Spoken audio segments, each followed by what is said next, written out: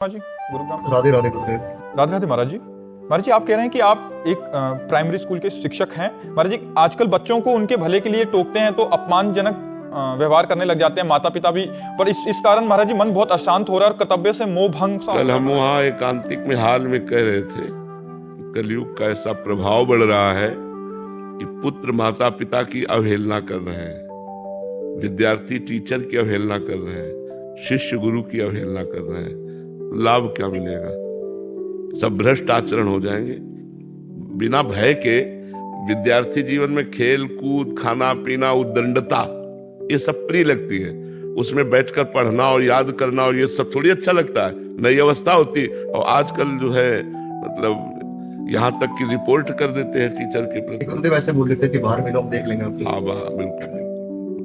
तो बाहर मिलो तो चुप रहो भैया, क्योंकि जब ये है तो फिर हम क्या उपदेश कर सकते हैं?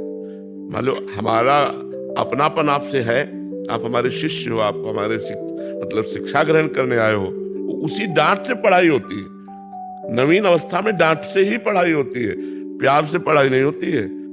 तो भैया बच के आप अपने लड़का बच्चा जिंदगी बचाओ, जैसे बोले वैसे पढ़ाओ और हाथ जोड़ के निकल आओ। चार लोग तुम्हें घेरे परेशान करे वो बात न करना। कलयुग है ये, ऐसा पक्का समझ लो। कलयुग है, इसलिए ऐसी अमर्यादित चेष्टा नहीं। शिक्षक गुरु होता है। हम लोग जब अपने स्कूल जाते थे तो हर शिक्षक के चरण छूते थे, ये शिक्षा दी गई थी, हाथ जोड़ करके चरण छू करके ऐसे। तो अब तो इसीलिए शांत रहो, जितना अवसर देखो उतना पढ़ा दो, फिर इसके बाद छोड़ दो भगवान के ऊपर कि तुम जो कर्म करोगे भोगोगे। अब डांट के बिना तो पढ़ाई नहीं होती है, तो पक्की बात है। शासन होना अति अनिवार्य है। अगर शासन नहीं होगा तो सब बिगड़ जाएगा। शासन होना अति अनिवार्य है, चाहे जिस डिपार्टमेंट में हो, शासन काम करता है। अगर अनुशासित नहीं है नीचे वाले तो फिर कार्य कैसे बनेगा?